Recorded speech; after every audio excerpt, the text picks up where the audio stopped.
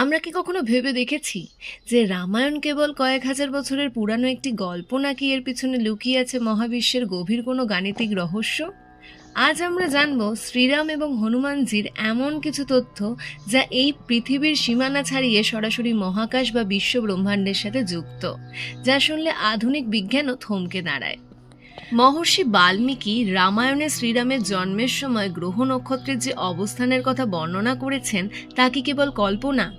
আধুনিক বিজ্ঞানীরা প্ল্যানেটোরিয়াম সফটওয়্যারে সেই গ্রহের অবস্থানগুলো ইনপুট করেন তখন এক বিস্ময়কর সত্য সামনে আসে। হিসেব বলছে সেই সময় সূর্য, শনি, বৃহস্পতি, শুক্র এবং মঙ্গল তাদের উচ্চতম স্থানে অবস্থান করছিল।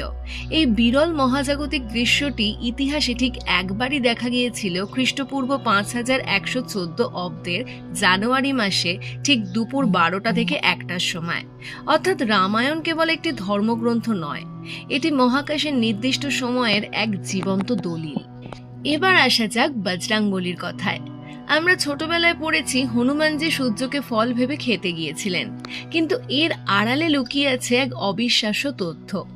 তুলসীদাস আজ থেকে 500 বছর আগে হনুমান চালিসায় লিখেছিলেন, ইউক সহস্র যজন পরভানু লিল্লো তাহি মধুর ফল জানু। এখানে ইউক, সহস্র এবং যজন এই তিনটির গুণফল করলে দাঁড়ায় প্রায় 9,60,00,000 মাইল। আধুনিক নাসার দেওয়া পৃথিবী থেকে সূর্যের গড় দূরত্বের হিসেবও ঠিক এটাই। কয়েকশো বছর আগে টেলিস্কোপ ছাড়াই হনুমানজির মহিমা বর্ণনা করতে গিয়ে প্রাচীন মুনিরা এই মহাজাগতিক দূরত্ব বের করেছিলেন। এটা কি নিছক কাকতালীয়, নাকি আমাদের পূর্বপুরুষরা মহাকাশ বিজ্ঞানে আজকের থেকেও অনেক বেশি উন্নত ছিলেন? লঙ্কার যুদ্ধে হনুমানজির আকাশপথে উড়ে যাওয়া কিংবা রাম সেতু তৈরিতে নক্ষত্রমণ্ডলীর সাহায্য নেওয়া, প্রতিটি ঘটনাই প্রমাণ করে যে শ্রীরাম এবং হনুমানজির অস্তিত্ব এই মহাজাগতিক ভারসাম্যের সাথে গভীরভাবে যুক্ত। তারা কেবল একটি ভূখণ্ডের রাজা বা ভক্ত নন, তারা এই পুরো ব্রহ্মাণ্ডের চেতনার ধারক। রামায়ণের রহস্য এখানেই শেষ নয়। রাম সেতুর পাথর আজও জলে ভাসে কেন, আর শ্রীলঙ্কার সেই বিশেষ পাহাড়টি আজও কেন রহস্যে ঘেরা?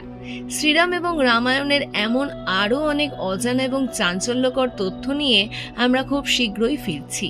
পরবর্তী পর্বটি মিস করতে না চাইলে সাথে থাকুন ইতিবৃত্তান্ত ক্রনিকলস অফ টাইমে।